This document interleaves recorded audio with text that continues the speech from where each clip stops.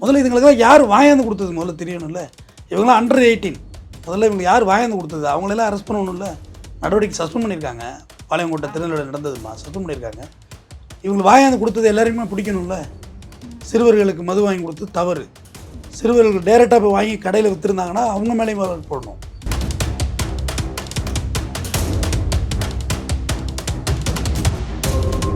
உடன்கட்டை ஏறுதல் இருந்து சதி என்னும் உடன்கட்டை ஏறுதல். புருஷன் சேர்த்துட்டா பொண்டாட்டியும் விரவு கட்டில் வச்சு கொளுத்துற காலத்துலேருந்து மாறி கொஞ்சமாக எவ்வளோ ஆண்டுகள் போராட்டத்துக்கு பிறகு இன்றைக்கி இவ்வளோ பெரிய வளர்ச்சியை நீங்கள் அடைஞ்சிருக்கிறீங்க. முதலமைச்சராக வந்திருக்கிறாங்க, மந்திரியாக வந்திருக்கிறாங்க, எம்பியாக வந்திருக்கிறாங்க. எவ்வளோ மாற்றங்கள் நிகழ்ந்து நம்மளோட இந்தியாவோட குடியரசுத் தலைவியே ஒரு பழங்குடியின பெண்ணு தாம்மா.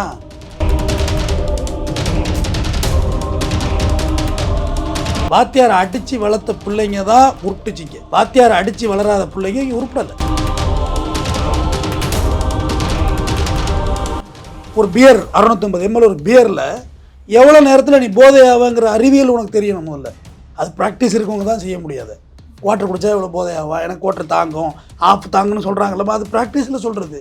நீ ஒன் டே மேட்ச் குடிச்சிட்டு நீ மதி இழந்திருந்தா, வாங்காந்து கொடுத்தது ஒரு மேலாக இருந்திருந்தா, உன்னை செக்ஸுவலாக அட்டாக் பண்ணால் நீ என்ன பண்ணிட முடியும்?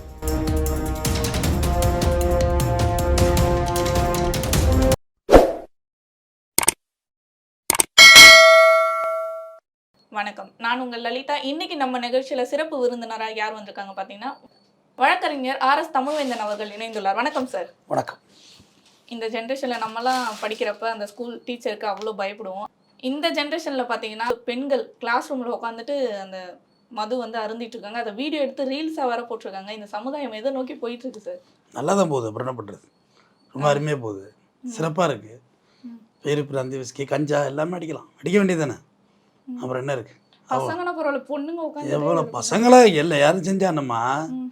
என்னம்மா இது ரொம்ப அழிவின் உச்சம் இல்லையாம்மா, விளிம்பின் உச்சம், அழிவின் உச்சம் இது. ஸ்கூல் பிள்ளைங்க அன்றைக்கி நம்ம படித்தப்போ ஒரு பரோட்டா சாப்பிட்றதுக்கு தான் அதிகபட்ச டிஷ்ஷாகவே பரோட்டா தான் இருந்துச்சு. வேறு எதுவுமே கிடையாது. இந்த ட்ரிங்க்ஸ் எல்லாம் ஆக்சஸ் கிடையாது. அந்த கடை பக்கமே போக முடியாது. முதல்ல இதுங்களுக்கெல்லாம் யார் வாயாந்து கொடுத்தது முதல்ல தெரியணும்ல. இவங்களாம் அண்டர் 18. முதல்ல இவங்க யார் வாயாந்து கொடுத்தது, அவங்களெல்லாம் அரெஸ்ட் பண்ணணும்ல. நடவடிக்கை சஸ்பெண்ட் பண்ணியிருக்காங்க. பாளையங்கோட்டை திருநெல்வேலி நடந்ததுமா சஸ்பெண்ட் பண்ணியிருக்காங்க. இவங்க வாயாந்து கொடுத்தது எல்லாருக்குமே பிடிக்கணும்ல. சிறுவர்களுக்கு மது வாங்கி கொடுத்து தவறு. சிறுவர்கள் டைரெக்டாக போய் வாங்கி கடையில் விற்றுருந்தாங்கன்னா அவங்க மேலேயும் வழக்கு போடணும். இது என்னம்மா அக்கிரமம், அநியாயமாக இருக்குது. இவ்வளோ கல்விக்காகட்டி அவ்வளோ செலவு பண்ணி கல்விக்காக நீ காலை சிற்றுண்டி திட்டத்துலேருந்து மதிய சாப்பாடுலேருந்து எல்லாம் போட்டால் உங்களுக்கு தீனியெல்லாம் எங்கே போய் ஏறுது? இந்த மாதிரி பண்ணுறது இல்லையா? அது ஒரு 5-6 பொண்ணுங்க சேர்ந்துக்கிட்டு வீடியோ போடுதுங்கம்மா சோசியல் மீடியாவில். சிஎஸ் வேறு இல்லை, வீடியோ எடுத்து போட்டது நல்லது தான். ஏன்னா அவேர்னஸ் பண்ணுறதுக்கான ஒரு வாய்ப்பாவது கிடச்சிதில்ல. ரகசியமாக குடிச்சிட்டு சுற்றி இருந்தீங்கன்னா தெரியாதுல்ல. வீடியோ வெளியானது தொட்டு தானே இப்போ நமக்கு தெரிஞ்சது விஷயம், இல்லைனா வெளியே தெரிஞ்சிருக்காதுல்ல. அதனால பள்ளிக்கூடத்தை ரொம்ப கவனமாக நம்ம விட்டு கவனிக்க வேண்டிய கட்டாயத்தில் தள்ளப்பட்டோம். இது ஒரு சமுதாயம் கெட்டு போச்சு. ட்ரிங்க்ஸு யார் சாப்பிட்டாலுமே தப்பு தாம்மா. அது இன்ஜூரியஸ் ஹெல்த் தான். நம்ம எப்படி இருந்தாலும் நம்ம உடம்பு வீணாக தான் போயிடும். பட் பள்ளிக்கூடத்துக்கு போகிற பிள்ளைங்க அடிக்குது. அப்போ வீடோட குடும்ப நிலைமை என்ன? உங்களை பள்ளிக்கூடம் படிக்க வைக்கிறது தான் இவ்வளோ காஸ்ட். கவர்மெண்ட்டுக்கு பெரிய செலவே எஜுகேஷனும் மருத்துவமனை தாம்மா. அது ரெண்டையும் தான் இன்கமே வராது. அவுட் கோயிங் மட்டும்தான், இன்கமிங்கே இருக்காது. பட் ரெண்டுமே இன்கமிங், வருமானம் பார்க்குற தொழில் கிடையாது. அது சேவை. அந்த பள்ளிக்கூடத்தில் உங்களை படிக்க வைக்கிறது இந்த பாடுபட்டு இந்த ஜெனரேஷன் தான் நீங்கள் படிக்க வெளில வந்திருக்கீங்க. கேமராவுக்கு முன்னாடி எப்போமா வந்தீங்க? இப்போ தானே வர்றீங்க. எவ்வளோ வீட்டுக்குள்ளே முடங்கி கிடந்து அதுக்கு பிறகு உடன்கட்டை ஏறுதல் இருந்து சதி என்னும் உடன்கட்டை ஏறுதல். புருஷன் சேர்த்துட்டா பொண்டாட்டியும் விரவு கட்டில் வச்சு கொளுத்துற காலத்துலேருந்து மாறி கொஞ்சமாக எவ்வளோ ஆண்டுகள் போராட்டத்துக்கு பிறகு இன்றைக்கி இவ்வளோ பெரிய வளர்ச்சியை நீங்கள் அடைஞ்சிருக்கிறீங்க. முதலமைச்சராக வந்திருக்கிறாங்க, மந்திரியாக வந்திருக்கிறாங்க, எம்பியாக வந்திருக்கிறாங்க. எவ்வளோ மாற்றங்கள் நிகழ்ந்து நம்மளோட இந்தியாவோட குடியரசுத் தலைவியே அவங்க தான், மரியாதைக்குரிய திரௌபதி முர்மு தான் இருக்கிறாங்க. இதை நோக்கி பயணிக்கணும். இதைத்தான் அப்துல் கலாம்லாம் கனவு கண்டார். பீரடிக்கிறதும் பிராந்தி அடிக்கிறதுமா அப்துல் கலாம் கனவு கண்டார்னு கேட்குறேன். இது எதை நோக்கி போயிட்டு இருக்கு? அவங்களுக்கு பயம்ன்றதே இல்லையா? அந்த ஆசிரியர்கள் இது கவனிக்காமல் என்ன பண்ணிட்டு இருந்திருப்பாங்க சார்? ஒரு ஸ்கூலில் கிளாஸ் ரூமில் நடக்குது அப்படின்னா அது நான் என்ன சொல்கிறேன்னா, கொஞ்ச நாளைக்கு முன்னாடி ஒரு வீடியோ ஒன்று, ஏறினா ரயிலு இறங்கினா ஜெயிலு போட்டா பெயிலு தவ மயிரோட கொடுக்க முடியாதுன்னு ஒரு பையன் கடைசியாக பார்த்தா கடத்தல் வழக்கில் கடைசியாக மாட்டியிருந்தான். நம்மளே 2 வீடியோவும் மிக்ஸ் பண்ணி நான் பேசியிருந்தேன். அடங்காமல் இது மாதிரி திரியிறவங்க அழிவை நோக்கி போகிறீங்க. விளையும் பயிர் முளையிலே தெரியும். சிம்பிளாக விளையிற பயிர், விளைச்சல் வர்ற பயிர் 120 நாள் கழிச்சு விளையிற பயிர் முளைக்கும் போதே தெரியும். அப்போ நீங்கள் எந்த சூழ்நிலை நீங்கள் இருக்கிறீங்க, ஏதாவது தெரியாமல் ட்ரை பண்ணிட்டுதுங்க, பாவம் ஏதோ விளையாட்டாக செஞ்சுட்டுதுங்கிறது வேறம்மா. அது ஒரு க்யூரியாசிட்டியில் செஞ்சு ட்ரை பண்ணுறது தான். பட் அதை நீங்கள் எடுத்து வீடியோவாக எடுத்து ப்ளே பண்ணுறீங்கன்னா அப்போ உங்களுக்கு எவ்வளோ ஆணவம் வந்துட்டு அழிச்சாட்டி வந்துருச்சு. அவங்க எந்த அளவு நோட் பண்ணிக்காங்க பாருங்க, இந்த குடிக்கிறவங்களாம் என்ன சொல்லுவாங்க, எப்படி அதை ரியாக்ட் பண்ணுவாங்க, சியர்ஸ்ன்றாங்க. அது சினிமா கற்றுக் கொடுக்குதுமா, சினிமாவில் எல்லாம் தான் சொல்லி கொடுக்குறாங்க. புதுசான ட்ரெண்டே சினிமா சொல்லி கொடுக்குது. என்னென்ன ஜென்சி கிட்ஸ்ன்னு இப்போ ஒரு வார்த்தையே வந்து புதுசாக வருது. Gen Z kids. அப்புறம் டிப்ரெஷனுங்கிற ஒரு வார்த்தை உள்ள உருவாயிட்டு நான் ரொம்ப டிப்ரெஷன், எனக்கு என்னன்னே தெரியல, ஆனால் டிப்ரெஷனுங்கிற வார்த்தை அதிகமாக மூவ் ஆக ஆரம்பிச்சிட்டு. அவங்க வயசு கேட்டால் இன்னும் சிரிப்பாக இருக்கும் சார். 12 வயசு 13 வயசு பொண்ணுங்களாம் நான் டிப்ரெஷன் சொல்லி ஸ்டேட்டஸ் போடுறது என்ன. ஐயோ இல்லை, டிப்ரெஷனுங்கிறது பெரிய லெவலில் நம்ம லாக் ஆகிறக்குள்ள வரும். அது ஒரு நம்மளா சுயமாக சம்பாதிக்க உள்ளதாக வர்றது டிப்ரெஷன் கண்டிப்பாக வரும். பட் இவங்களுடைய அந்த அந்த தவ மேட்டரை எதுக்காக சொன்னால், தேவதானப்பட்டி ஸ்கூலில் தான் அவன் அந்த பையன் அந்த அட்டாக் பண்ணான் வாத்தியாரை. ஆனால் அவனுடைய வாழ்வியல் பிறகு எங்கே போச்சு? வாத்தியாரை அடித்து வளர்த்த பிள்ளைங்க தான் உருட்டுச்சிங்க. வாத்தியாரை அடித்து வளராத பிள்ளைங்க இங்கே உருப்படலை. இப்போ சிபிஎஸ்சி பள்ளியில் நீங்கள் ஒன்று பண்ணிங்கன்னா உங்களுக்கு வந்து அடியெல்லாம் கிடையாது, ஃபெயின் அடியல். லேட்டாக வந்தியா 100 ரூபா ஃபெயின், 200 ரூபா ஃபெயின், சத்தம் போட்டியா 500 ரூபா ஃபெயின்னா வீட்டில் பணம் கேட்கணும்ல, நீ பம்பிடுவ. அரசு பள்ளியில் என்னத்தை கேட்குறது? கம்ப்ளைண்ட் கொடுத்துட்றாங்க. ஒன்று டீச்சர்ஸ், இப்போ வந்து நான் படித்த பள்ளியோடத்தை சொல்லிடுறேன், நான் வாங்காத அடி இல்லை, உண்மையே சொல்கிறேன், வாங்காத அடி இல்லை. இன்னும் சொல்லப்போனால் ஈவந்தோ 12வது படிக்கிற வரையும் இந்த பீர் பிராந்தி எங்கே விற்கிறதுன்னு கூட எங்களுக்கு தெரியாது. கடைகள் இருக்கும், அப்போ ப்ரைவேட்டில் இருந்துச்சு இடையில கொஞ்ச நாள். அந்த சைடு நின்னா கூட வாத்தியார் பாத்திரம்னால வெளுத்து எடுத்துருவாங்கன்னு சொல்லி சைக்கிள் வேகமாக இருக்கிறது. என்னடா கடையே பார்த்துட்டு போனேன் என்ன அப்படின்னு சொல்லி எங்களால் பார்த்துருவாங்கன்னு சொல்லி. இப்போ அப்படி இல்லைம்மா, ட்ரெண்டாக மாறிடுச்சு, தலைகீழாக உல்டான் சைடு. வாத்தியாரும் பையனும் ஒன்றா உட்காந்து அடிக்கிறான்ல. இப்போ இப்போலாம் வாத்தியார் அடிச்சாலே அதை ஒரு கேஸாக மாத்திரம், அதை ஒரு கேஸாக வந்து அடிச்சிட்டாரு அப்படின்னு, சார் அடிச்சிட்டாரு, சாதி பேரை சொல்லி திட்டாரு, ஏதாவது ஒன்று பண்ணி ரோல் பண்ணிடுறாங்க. டீச்சர்ஸ் என்ன முடிவுக்கு வந்துட்டாங்க, நமக்கு ஏன் வம்பு, மாதமான சம்பளம் வருது. ஆனால் அது ரொம்ப தவறு. நம்மளை வழி நடத்துறது, அடுத்த தலைமுறையை உருவாக்குறது ஆசிரியரோட கையில் இருக்குது. சமுதாய சிற்பிகள் அவங்களும் இதான் கண்டிக்கணும். வீட்டில் பேரண்ட்ஸு வாத்தியார் கண்டிப்பாருங்கிறது பேரண்ட்ஸ் ஒத்துக்கணும். அப்போ நாங்கள் படிக்கக்குள்ளெல்லாம் கண்ணை மட்டும் வச்சுட்டு உரிச்சு எடுங்கம்பாங்க. கண்ணு மட்டும் எதுக்கிற அந்த பிள்ளைக்கு, அதையும் உரிச்சு எடுத்துட வேண்டியது, நோண்டி எடுத்துட வேண்டியது இல்லைன்னு அப்படி அடிப்பாங்க. சரியாக படிக்கலைன்னா வாத்தியாரை போய் அடிக்கிறீங்களா இல்லையா, ஒழுங்காக கண்டிக்கிறீங்களா இல்லையா, அடங்க மாட்டான்னு பள்ளிக்கூடத்துல சொல்லுவாங்க பேரண்ட்ஸு. ஸோ கேட்க மாட்டான், விடிய சினிமா பார்க்குறேன் போட்டு போலன்னு பிழைப்பாங்க. ஏற்கனவே இங்கே நம்ம போல நடந்துக்கிட்டு இருக்கோம், மேலும் போல நடக்கும். ஆனால் இப்போ அப்படி இல்லையே, பேரண்ட்ஸ் பிள்ளைங்களை கேட்குற தகுதியே இல்லாமல் போயிட்டு போராட்டம் பண்ணுறாங்க. அடித்த வாத்தியார் வந்து என் பிள்ளைய அடிச்சிட்டாங்க அப்படின்ற மாதிரி. அம்மா அடித்து உன்னை காயப்படுத்துறது நான் உடன்படல. தண்டித்தல் வேற, கண்டித்தல் வேற. கண்டிப்போடு இருங்கன்னு தான் நான் சொல்கிறேன். கம்பெடுத்து அடிக்க சொல்ல முடியாது.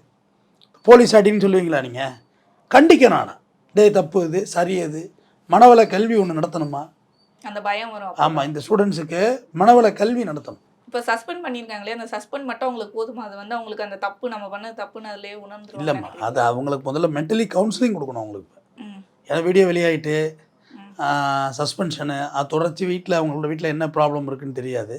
முதல்ல அவங்களுக்கு கொஞ்சம் மென்டலி கவுன்சிலிங் கண்டிப்பாக கொடுக்கணும். 18 வயசு கீழே உள்ள பிள்ளைங்க அண்டர் ஏஜ் தானம்மா, மைனர் தானம்மா. அது சஸ்பென்ஷன் எதனால் பண்ணியிருப்பாங்கன்னா மற்ற ஸ்டூடெண்ட்ஸ் உங்களை பார்த்து கெட்டுருவாங்க அப்படின்றது. ஸ்கூல் பிள்ளை சந்தில் வந்து தாலி கட்டுறான் தம்பி ஒரு பையன், அது ஒரு வீடியோ வெளியாகுது. சந்தில் தாலி கட்டுறான். தாலி கட்டுற வயசு அதெல்லாம். கல்யாணத்துக்கு போகிறதுக்கே லீவு கொடுக்காத பள்ளிக்கூடத்தில் படித்தவன் நல்லா, சார் நாளைக்கு கல்யாணம் இருக்குது, சாப்பாடு போடுவாங்க, போகணும், பிச்சு போடுவேன், கணக்கு பரிச்சைக்கு வந்து சொல்ல அப்படின்னு நான் போட்டு கொள்வாங்க. சனி ஞாயிறு பள்ளிடம் வச்சாங்க நான் படித்த பள்ளிக்கூடத்தில். அப்படி உருவாகி வர்ற பிள்ளைங்களை இப்படி தான் கனவு கண்டார் அப்துல் கலாம். எனக்கு வேதனையாக இருக்குது. ஜென்சிக்கிஸ் வந்து ஜெட் வேகத்தில் போயிட்டு இருக்காங்க சொல்ல, எல்லாத்துலேயுமே அட்வான்ஸ்டாக போயிட்டு இருக்காங்களே. இல்லை, அட்வான்ஸாக அவங்க அறிவு வளர்ச்சியில் போகல, அழிவு நோக்கியில் போகிறீங்க. ஃப்ரீ ஃபயர் விளையாட செல்லு கொடுக்கலன்னு சொல்லி வீட்டில் உடைக்கிறானா, டிவியை உடைக்கிறானா அந்த பையன். அதை வந்து அவங்க அம்மா ஒரு டாக் ஷோவில் சொல்லுது, அதுவும் தப்பு. இன்னொரு அம்மா சொல்லுது, இந்த வாட்டி மார்க் குறைஞ்சிட்டு நான் அடித்த அடியில் பெல்ட்டே கிழிஞ்சு போச்சுன்னு அந்த அம்மா சொல்லுது, அதுவும் தப்பு. ஒன்று தண்டித்தலின் உச்சமும் தப்பு, தண்டிக்காமல் விடுறதும் தப்பு. என் பிள்ளைய நாங்களே அடிக்கலை, நீங்கள் என்ன சார் அடிக்கிறதுன்னு கேட்குற பேரண்ட்ஸ் வந்துட்டாங்க. நாங்களே எங்கள் பிள்ளைய அடிக்க மாட்டோம், நீங்கள் என்ன அடிக்கிறீங்க? அப்போ அடிக்கிறதுக்கு ஒரு வரமுறை இருக்குது. ஒரு குழந்தை ஒரு லேட்டாக வந்துட்டான்னு சொல்லி டக்கு வாக்கு போட சொல்லியிருக்காங்க, ஹார்ட் அட்டாக் வந்து செத்து போயிட்டான். ஒரு 3 மாதம் ஆச்சு நியூஸ். டக்கு வாக்கு உட்காந்து குந்தி குந்தி போடுறது இருக்குல்ல, அதில் போட்டு காலை வெயில் ரொம்ப மோசமானது. நம்ம ப்ரேயரில் நிற்க உள்ளே புட்டேர்னு விழுவோம் மயக்கம் போட்டு. அப்போ ஏதுமா சாப்பாடு காலையில் இதை வீட்டில் இருந்தது, அது இட்லின்னு ஒரு பேர் இருக்கும், அது இட்லி, அதை நம்பி தான் ஆகணும். நம்பினா தான் தாத்தா சோறும்பார்ல, அதை தொட்டுட்டு ஓடுவோம். அதே தான் மத்தியானமும் சாப்பாடாக இருந்துச்சு. அதில் சாம்பார் அதிலே தான் ஊற்றிருக்கும், அது தலையில் ஒரு சட்னி ஊற்றிருக்கும், அது ஊசி வேறு போயிடும் அந்த சாப்பாடு. பல நாட்கள் நடந்திருக்கு அதெல்லாம். இப்போ காலை சாப்பாடு கொதிக்க கொதிக்க சூடாக போடுறாங்களே, காலை ஒரு சிற்றுண்டி, வெரைட்டி ஆஃப் சாப்பாடு காலையில். மதிய சாப்பாடு சத்து உணவு முட்டையோட நல்லா சுட சுட சாம்பார், மணக்க சாம்பாரோட மதிய சாப்பாடு. கல்வி bag free, cycle free, bus free, எல்லாம் free free free free, dress free, uniform. எல்லாமே இப்படி ஈஸியாக கிடைக்கிறதால தான் அதோட வேல்யூ தெரியும். கல்வி ஈஸியாக கிடைச்சதே உங்களுக்கு புரியலமா? நம்மள ஒரு காலத்தில் படிக்கக்கூடாதுன்னா கேட்டிருப்போம், ஏன் நாங்கள் படிக்கக்கூடாதுன்னு. படிப்பு வராதுன்னு சொன்னாங்க, மூளையில் விலங்கு உங்களுக்கு படிப்பு வராதுன்னாங்க. சரியா? கல்வியே இந்த பேனா வந்து அந்த பாக்கெட்டில் உட்காந்துருக்குன்னா 10 ரூபா கொடுத்தா பேனா வந்துடுமா? இந்த பேனா இந்த பாக்கெட்டில் வந்துருக்குமா? 10 ரூபா கொடுத்தா பேனா வந்துடும். ஆனால் இது முறையாக எழுத தெரிஞ்சு எழுத்தறிவித்தவன் இறைவானவன், எழுத்தோடு இந்த பேனா இங்கே வந்து உட்காந்துருக்கு. இது ஒரு நாளில் சாத்தியப்படலை. உங்கள் அப்பா காலத்தில் என்ன படித்தாங்க நீங்களே சொல்லுங்கள். உங்கள் அப்பா காலங்களில் என்ன படிச்சிருந்தாங்க? அங்கே 8வது தாண்டதே +2. ரைட். அடுத்து உங்கள் அப்பாங்கிறது உங்கள் அம்மாவோட செட்டு தான். அடுத்து உங்கள் ஜெனரேஷனில் இந்த லெவலுக்கு வந்திருக்கீங்க, டிகிரி முடிச்சிருக்கீங்க. அடுத்த டிகிரி படிக்க முடியாமல் இல்லை, படிக்க முடியாத சூழல் உருவாயிருக்கும். அடுத்த ஜெனரேஷன் இன்னும் கொஞ்சம் கூடுதல் படிப்பு நோக்கி தான் நீங்கள் பயணிக்கணும். அதை விடுத்துட்டு நான் கீழே போவேன், சாராயம் குடிப்பேன், பீரை குடிப்பேன், பிராந்திய குடிப்பேன், படிக்கக்குள்ளே எழுத்துட்டு ஓடுவேன்னு சொன்னால் அது எப்படி நியாயம்? நான் இந்த ஸ்கூலிங் காலேஜ் லவ்வே நான் ஏற்றுக்கிறவன் கிடையாது.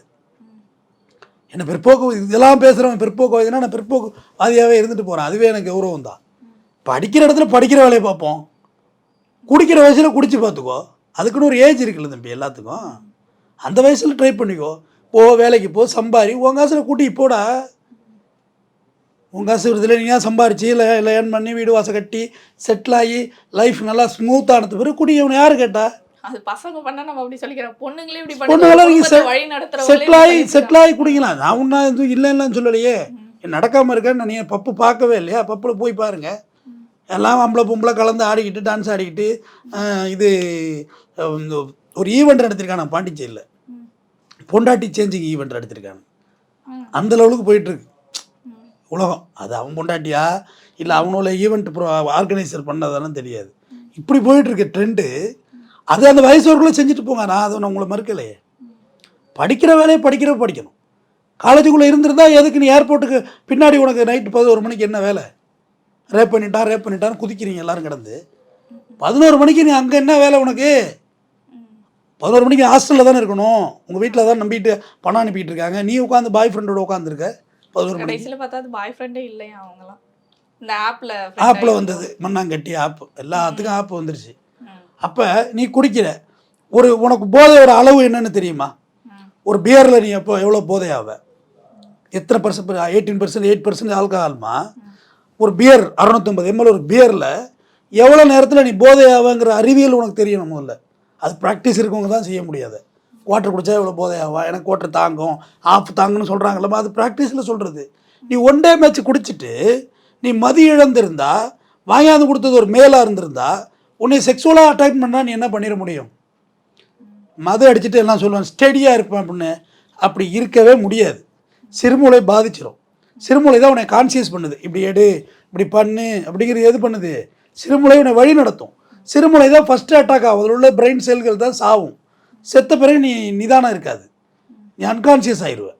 நான் அதோடு தான் சொல்லுவேன், நீ ஆண்களுக்கு மட்டுமே உரித்தானது ஆல்கஹால்ங்கிறது நான் அப்படி சொல்லலை. ஒரு ஆண் இந்த இடத்துல குடிச்சிட்டு பிளாட் ஆகி கிடக்கிறான்னா அவனால் 24 hours கிடத்தி 25வது மணி நேரம் கூட எழுப்பி போக முடியும். நீ குடிச்சிட்டு கிடக்க முடியுமா? என்னோட கேள்வி அதுதான்.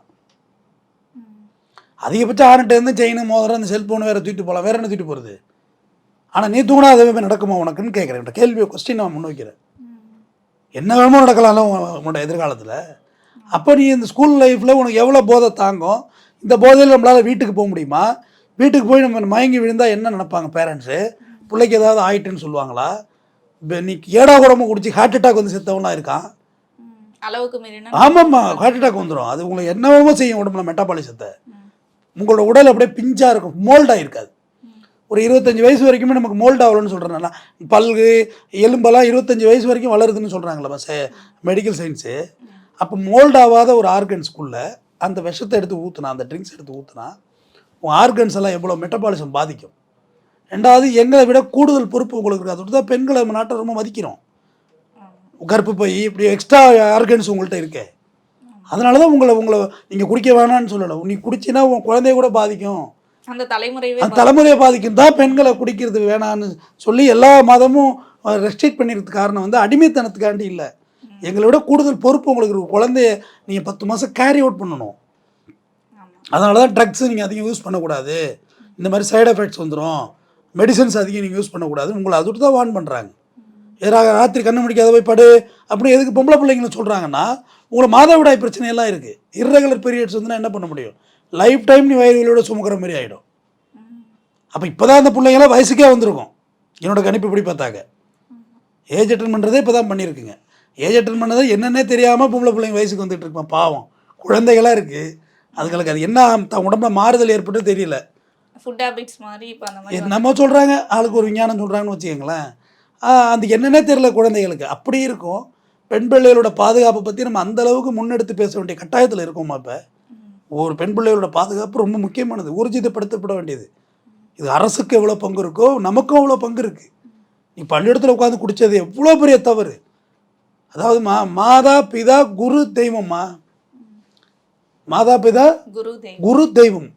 அம்மா பிதா அப்பா குரு தெய்வம். 4வது ஸ்டேஜில் தான் கடவுளே வச்சான்.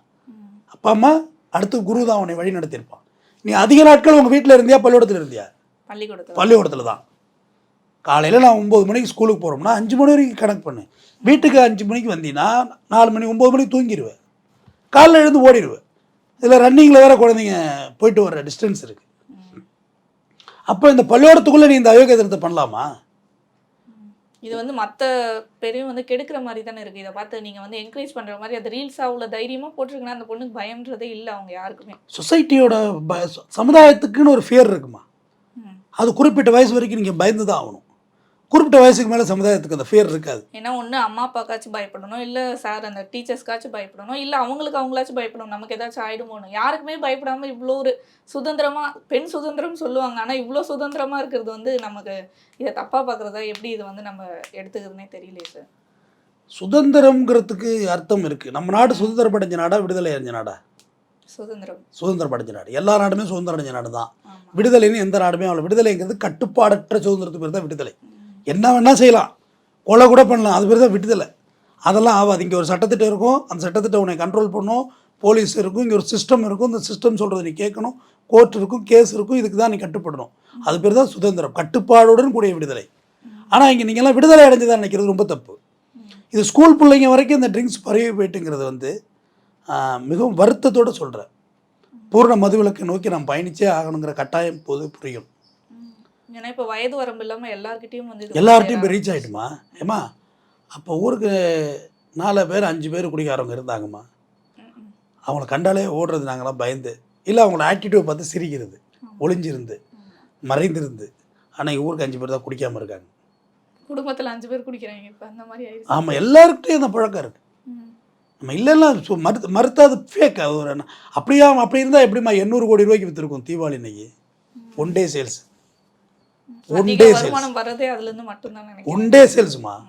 தீபாவளி இன்னைக்கு 800 கோடி. ஒரு இயரில் 48,000 கோடி ரூபா டர்ன் ஓவர் பண்ணுது. வருமானம் வருதுங்கிறதுக்காக நம்ம அதை நல்லதுன்னு சொல்லிட முடியாதுல்ல.